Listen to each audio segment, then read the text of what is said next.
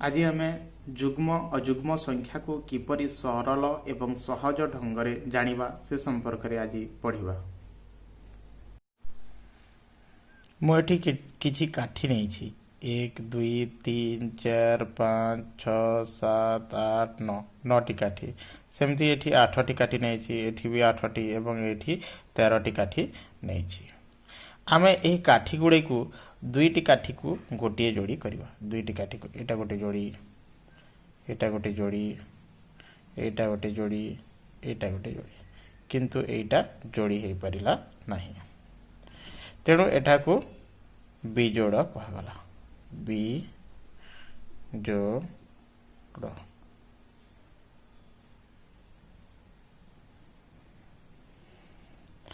सेहीपरि एठी दुईटा काठी को नहीं गोटे दुईटा काठी को नहीं गोटे दुईटा काठी को नहीं गोटे दुईटा काठी को ये सब जोड़ी हो गला। तेणु या जोड़ कहगला। या देख दुईटा काठी को नहीं गोटे जोड़ी एटा भी जोड़ 8टी काठी हो जाए तेणु यहाँ भी जोड़ है। एटार देख दुईटा काठी को नहीं गोटे जोड़ी दुईटा काठी को नहीं जोड़ी गोटे दुईटा काठी को नहीं जोड़ी दुईटा काठी को नहीं जोड़ी जोड़ी कर गोटे पली पड़ा जोटा पली पड़ा ताको आम कौन कहलु बिजोड़ कहगला। तो एथिरु आम जानिलु जहाँ को जोड़ी करहब सेटा जोड़ संख्या जोटी एठी 8 है जोड़ 8 है जोड़ बिजोड़ जहाँ जोड़ी करि परिबा नहीं आम एठी गोटे बलकार हो गला एठी मध्य गोटे बलकार हो गला तेणु या बिजोड़ बोली कह जाए।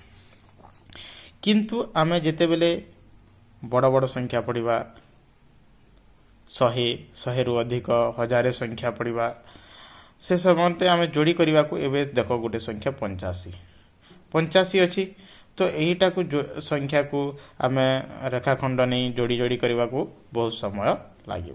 तेणु आम उपर स्तर रे किपरि जोड़ और बिजोड़ को जुग्म अजुग्म करा जो गुड़िक जोड़ी हो पार ताकू जुग्म कह जाए। सहजरे आम किपरि जुग्म संख्या को चिन्हवा। एठारे देखंतु गोटे संख्यार एक घर अंक 5 आम एक घर को निरीक्षण करी आम संख्या को जानी परिबा जे सेटा जुग्म कि अजुग्म। जदि संख्यार एक घर अंक 0 थिबो 2 थिबो 4 थिबो 6 थिबो 8 थिबो ताहले ताहाको जुग्म संख्या कह जाए बा जोड़ संख्या कह जाए। सेहीपरि जो संख्यार एक घर अंक 1 थिबो 3 थिबो 5 थिबो 7 थिबो 9 थिबो ताकू अजुग्म संख्या बा बिजोड़ संख्या बोली कह जाए।